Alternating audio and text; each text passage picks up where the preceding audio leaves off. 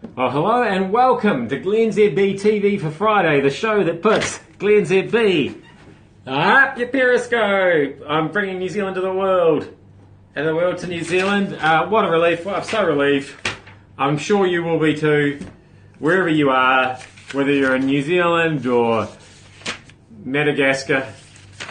Auckland's fruit fly restrictions are expected to be lifted later today. The Ministry for Primary Industries is holding a media briefing this afternoon. What other reason could there be other than it's thought that the Queensland fruit fly has been eradicated and we can just go about our business taking fruit from one part of Auckland to another? I know I'm going to rest a lot easier. And I know, especially the people watching in Madagascar, you will be too. Big news stories around this week, aren't there? Now, in the wake of the 355th mass shooting of the year, how much qualifies as a mass?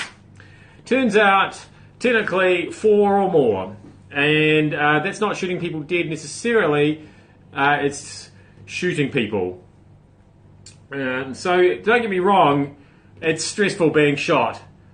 But, yeah, that's an impressive figure. Impressive, when I say impressive, I mean really, really, really depressing.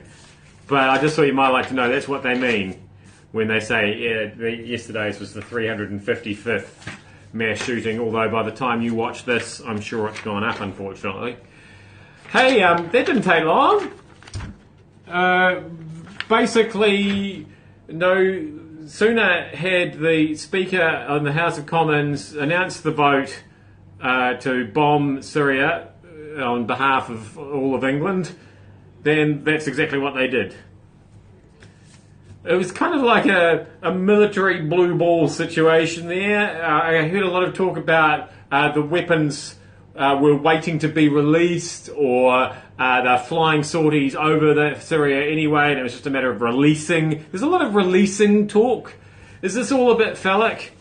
This whole war stuff? It is a bit, isn't it? Planes that look a bit like penises, bombs that look a bit like penises. Yep. Take that, Syria. Sorry, I mean ISIS. Whoever we're fighting, Assad and your invisible moustache. Now, we want to finish up. It's all a bit depressing, but we've had a shock loss. We've suffered a shock loss. Russia has beaten the women's sevens team in the World Series. This is, in the opening day, they beat us 33-7 in fact.